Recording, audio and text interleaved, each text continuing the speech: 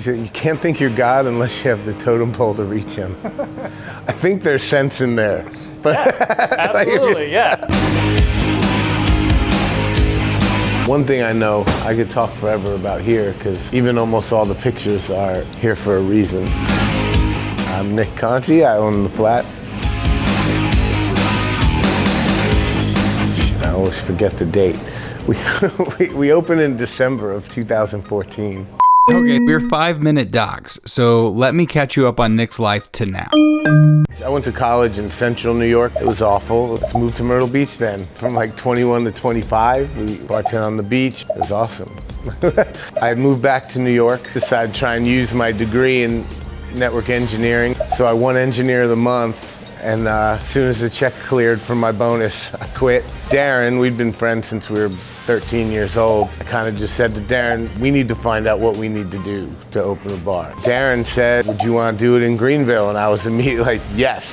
Where does the name The Flat come from? When we were in high school, our friend Dave, he had a bedroom that had a couch and a lot of space and an entrance to the outside. And one time, his mom was showing his uncle around the house, and his dad said, oh, Dave, you got a pretty cool flat here. And we'd never heard it before, so we thought it was funny. And so we always just called his place the flat. So it became like, oh, we're having a party at the flat tonight. Where we go on the flat. So that's where we hung out since 1989. So we wanted this to kind of be a more comfortable concept where you would meet your friends here and watch a game or hang out for a while, not just come in and leave. And from that, I decided we'll do food, but we should have bar food, but better than anyone else's bar food. And it's not, and even when people complain, sometimes the food takes a while. Like, it's not designed to be fast, and we'll tell them the whole story about the flat. Like, it's, you know, when we made the flat, you didn't come in and leave. You know, if you come here to order food, you also should be hanging out with your friends or watching a game or, you know, doing whatever, but it's not something to like come in and get out. It's meant to spend time and be comfortable.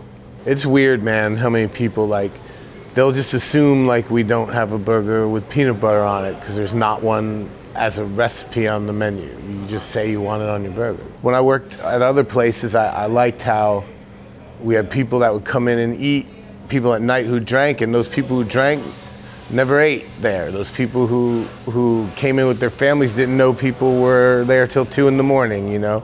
And we've kind of accomplished that, I think. Well, we wanted something that was us and things we liked, but, you know, not just plaster stuff. We wanted to almost require kind of an explanation. So we do a lot of cross-genre stuff that combines some things we like. Even the football pictures, I'm a Jets fan, he was a Bills fan. They're all the Jets playing the Bills. I'm a Yankee fan, but we knew a lot of people don't like the Yankees here, so like that's a picture of shoeless Joe Jackson and Babe Ruth, kind of like, well, if you hate the Yankees, you can't hate this picture.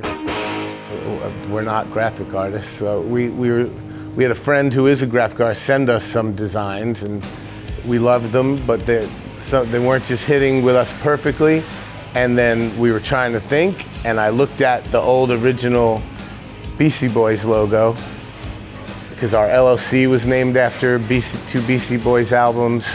We have some menu items, and then it was the old Beastie Boys logo, and I'm like, we can't just steal that. And I think Darren said, I think you just have to change 3 things or something.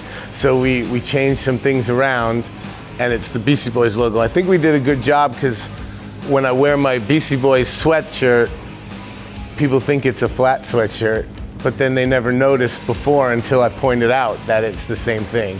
So I think we changed it just enough to be okay. Darren and I both and said, what's a quote you guys remember from growing up? And we both told her that quote, because like separately? Yeah, and so she made that sign because it doesn't really make sense. But his brother just said it once when we were drunk, his older brother. Can't think you're God unless you have the totem pole to reach him. I think there's sense in there. But yeah, absolutely, yeah.